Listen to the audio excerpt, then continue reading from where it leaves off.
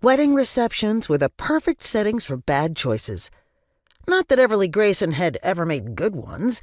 Her choices in life had always leaned toward the bad, which is how she ended up quitting high school and running away to Dallas to become a tattoo artist, falling head over heels in love with her best friend, and managing a bar in a podunk Texas town when she hated small towns with a passion. But last night at Buck and Mystic Kingman's wedding reception, she had taken her bad decision-making one step further. Everly stared at the man lying in bed next to her.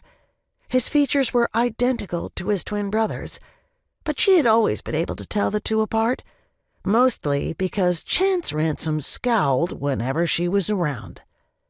He wasn't scowling now. His face was relaxed in sleep, his lips slightly parted and emitting a huff of air on each exhalation. His sandy locks were usually styled back from his face, with not a hair out of place. This morning, the thick strands shot up in spiky tufts that softened his stern features and gave him a boyish look, although there was nothing boyish about the dark stubble that covered his strong jaw. Everly had always loved a little stubble. She liked the way it looked, and she liked the way it felt against her skin when a man's face was right between her. Hell no, Everly James Grayson. Don't you dare let your libido take charge like you did last night.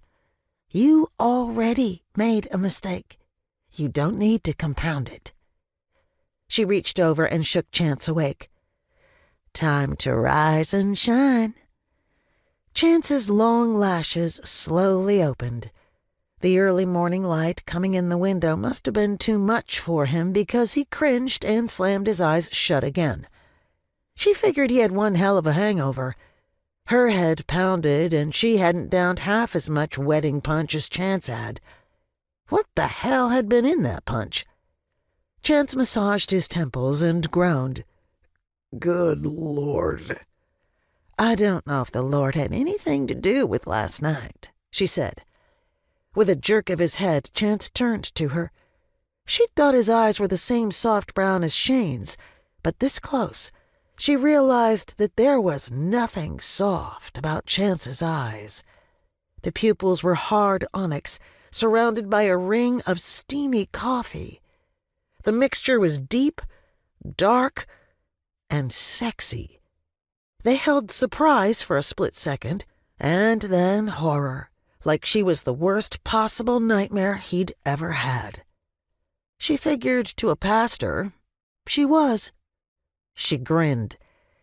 Good morning, preach. He continued to stare at her. What are you doing in my bed? She stretched her arms over her head and yawned loudly. I think that should be my question, Goldilocks.